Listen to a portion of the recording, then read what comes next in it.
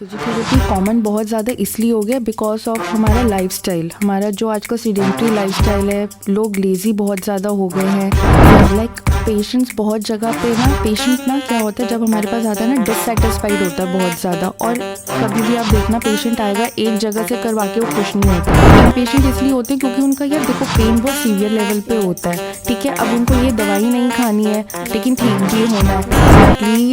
Actually I want to do DCA, I want to go into computers field। Anger issues नहीं आने चाहिए बिल्कुल भी।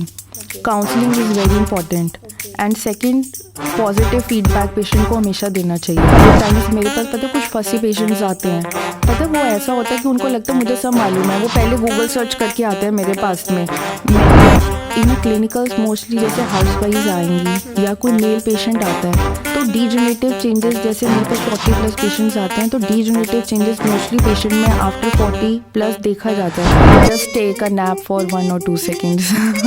कभी भी लगे कि स्ट्रेस हो रहा है, एंग्जाइटी हो रही है, पढ़ते पढ़ते कभी लगता है, कभी क्लास के अंदर लगता है एंग्जाइटी, आप हो ही जाते हो, पैनिक हो जाते हो, बस शांति से 2 मिनट बैठ जाओ, आंखें बंद कर लो, you feel very much relaxed. Ma'am जैसे कि आजकल फिजियोथेरेपी नॉर्मल लाइफ में बहुत ज़्यादा नॉर्मल हो चुकी है। काइंड ऑफ सर्वाइकल होने लगा है लोगों को, और बैक पेन भी बहुत ज़्यादा रहने लगा, लोअर बैक पेन रहता है, स्कूल के बच्चों को भी रहता है। Exactly। तो मतलब आजकल ट्रेंड में आ चुका है कि हाँ फिजियोथेरेपी इज इन ट्रेंड आजकल। बट लेकिन कई बार ऐसा होता है कि कुछ लोग होते हैं जो आपके पास आते होंगे कि हमें क्योर होना है आपसे, कि हमारा लोअर बैक पेन हो रहा है या फिर मसल पेन हो रहा है, but you feel difficult to handle them.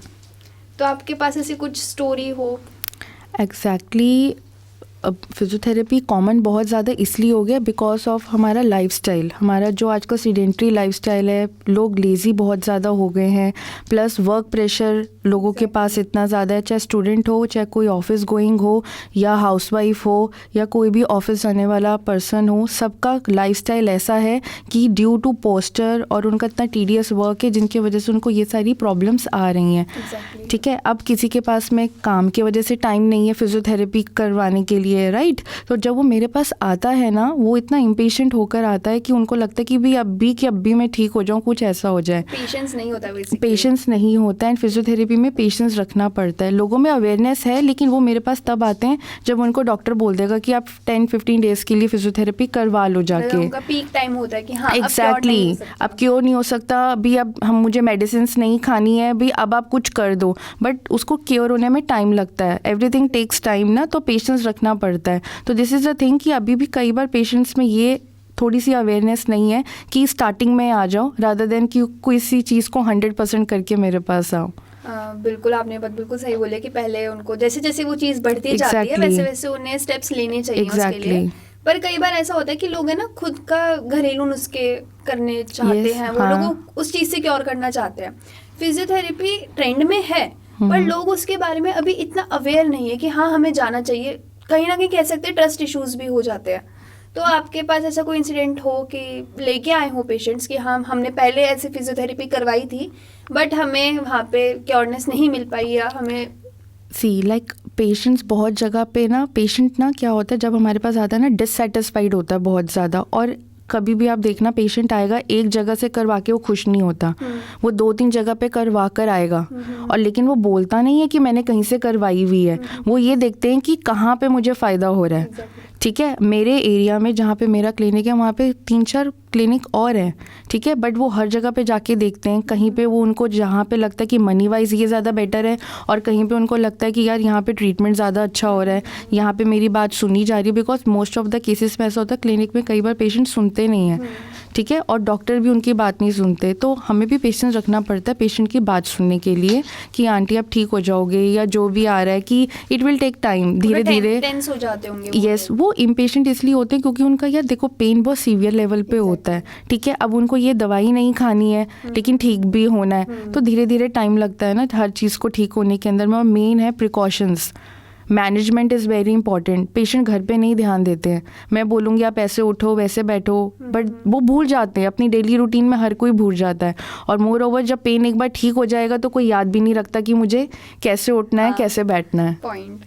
तो मैम आपने फिजियोथेरेपी एज अ प्रोफेशन क्यों चूज़ करा? क्योंकि फिजियोथेरेपी बेसिकली मस्कुलस लोगों के लिए ये चीज़ होती है, मस्कुलर लोग इस चीज़ को प्रेफर करते हैं, इसमें स्ट्रेचिंग, मसल स्ट्रेच करना और ये सारी चीज़ें होती हैं। नहीं, ऐसा इट्स नॉट मैंडेटरी। फिजियो के अंदर भी बहुत सारी कंडीशंस होती हैं, बहुत सारे आगे फर्दर डिवाइडेशन है, जैसे बोन्स वाले अलग होते हैं, orthopaedics are different, physiotherapy in sports is different.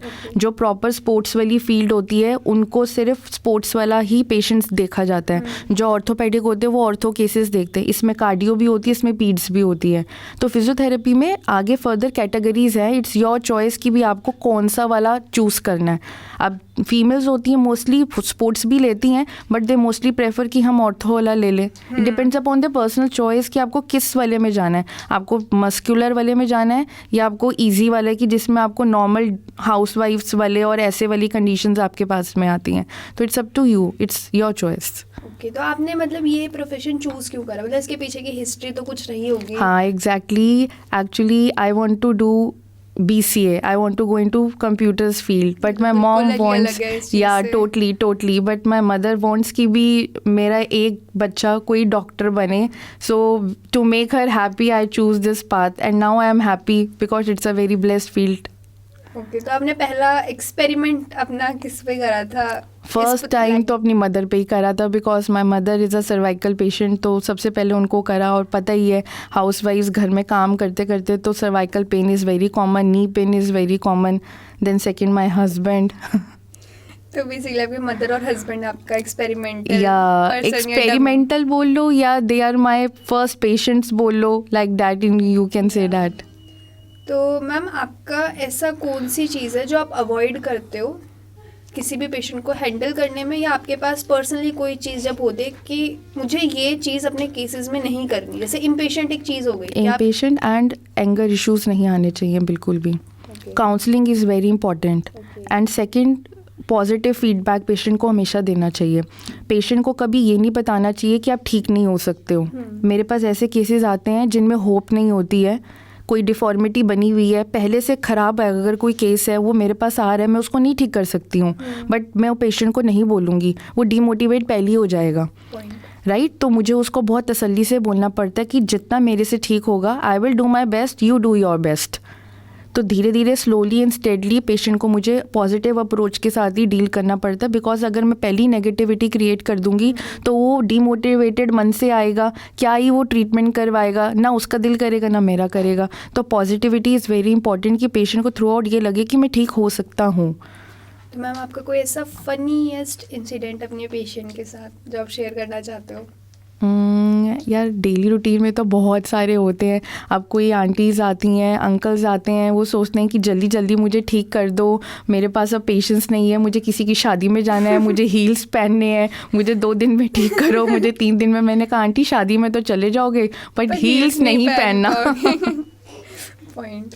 Ma'am ऐसा कुछ डिफरेंस होता होगा जैसे जर्नल फिटनेस ट्रेनिंग में और फिजियोथेरेपी में? कुछ जर्नल डिफरेंस होता होगा? बहुत सारा होता है। जैसे एक होती नॉर्मल फिजियोथेरेपी, बेसिक, ठीक है, जो आप डेली रूटीन में नॉर्मल करा रहे हो। एक एडवांस लेवल भी होता है हमारा फिजियोथेरेपी का, लाइक वो फिर बड़े लोगों के लिए, एथलीट्स के लिए, उसमें प्रॉपर प्रोग्रामिंग होती है कि कितने डेज के लिए आपको क्या कराना है, नहीं कराना। जो हम जिस फील्ड में भी काम करते हैं, जैसे जो क्लिनिकल्स होते हैं, उसमें बहुत बेसिक फिजियोथेरेपी चलती है, like 4 to 5 days, 7 days, 10 days। Advance level में आपको फिर एडवांस लेवल के हिसाब से, और उसमें पेशेंस बहुत ज़्यादा रखना पड़ता है। वो बहुत लंबा प्रोटोकॉल होता है ट्रीटमेंट का उसके अंदर में। बेसिकली सबसे बेसिक चीज़ हो जाती है किसी भी प्रोफेशन में जाने के लिए। एग्जैक्टली। तो मैम ऐसा होता होगा ना कि जैसे जब आप पेशेंट को डील कर रहे हो तो उस पॉइंट पे आपको ऐसा लगता हो कि बस अब नहीं हो रहा मेरे से ये चीज़ डील नहीं हो रही है।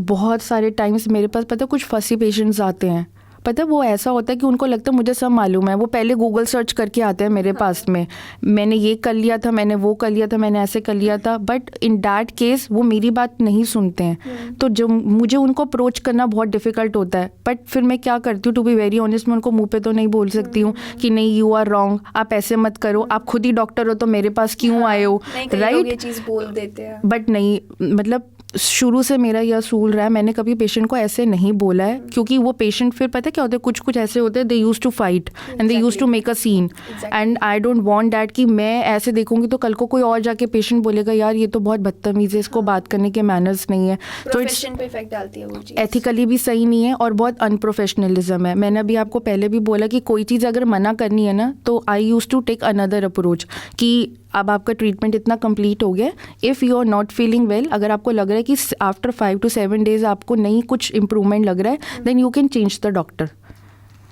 सो change the approach rather than saying no और bad words, change the approach.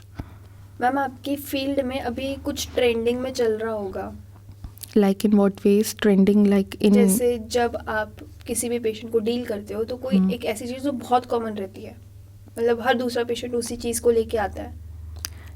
सी अब इन अ क्लिनिकल्स मोस्टली जैसे हाउसवाइफ्स आएंगी या कोई मेल पेशेंट आता है, तो डीजनरेटिव चेंजेस, जैसे मेरे पास 40+ पेशेंट्स आते हैं, तो डीजनरेटिव चेंजेस मोस्टली पेशेंट में आफ्टर 40+ देखा जाता है। तो cervical patients, osteoarthritis, low back pain, and अब आजकल ड्यू टू वर्क प्रोफाइल, जो आजकल ऑफिस गोइंग बच्चे हैं या फिर जो स्कूल गोइंग बच्चे हैं, उनका बैग इतना हैवी होता है और इतनी देर 7 to 8 hours कांस्टेंट बच्चों को बैठ के पढ़ाई करनी है, तो सर्वाइकल केसेस जो कि पहले सिर्फ मुझे जहाँ तक याद है पहले लेट 20s या 30s में होते थे, वो आजकल इतने अर्ली एज में स्टार्ट हो गए हैं ये सारी चीज़ें। सर्वाइकल बहुत कॉमन हो चुका है। Cervical is very common in school going also, office going also, and in middle age also. हाउस वाइफ्स को तो चलो रहता ही रहता है और मेल पेशेंट्स को भी रहता है, मतलब साथ साथ में ये नी पेन भी बच्चों को बहुत होने लग गया है, मतलब they don't have inner strength. Calcium और विटामिन डी की कमी आजकल इतनी ज़्यादा है बच्चों में कि लो बैक पेन और ये सब चीज़ें, स्कूल का बैग नहीं उठाया जाता बच्चों से आजकल, शोल्डर पेन हो रहा है, लो बैक पेन हो रहा है, ये सारी चीज़ें मुझे भी होती हैं। एग्जैक्टली। मैम कुछ नया जो आपने अपने पेशेंट से सीखा हो ट्रीटमेंट के टाइम पीरियड में? पेशेंट्स के साथ यार, पेशेंट से देखो, पेशेंट से लर्न करना इज़ वेरी डिफ़िकल्ट। पेशेंट से हम लर्न, कुछ एथिकल ही आपने सीखा हो?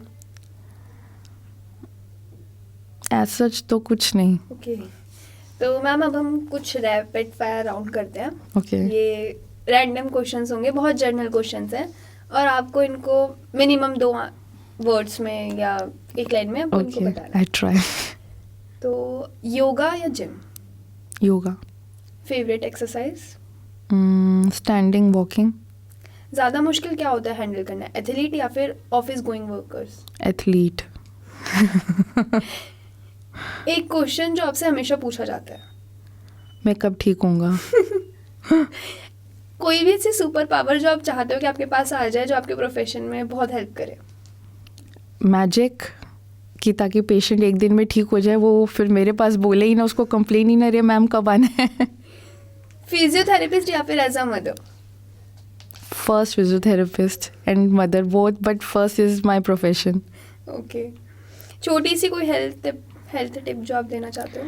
I would like to say take precautions, and secondly don't overdo your work, always take gap in betweens, do relaxation, do fun, and then do your work. Both the things are equally important. ज़्यादा hard work नहीं करना है, hard work के साथ साथ में fun, relaxation, activity, recreational activities are also equally important. Instant stress relief technique जो अभी हम दोनों को, just take a nap for 1 or 2 seconds।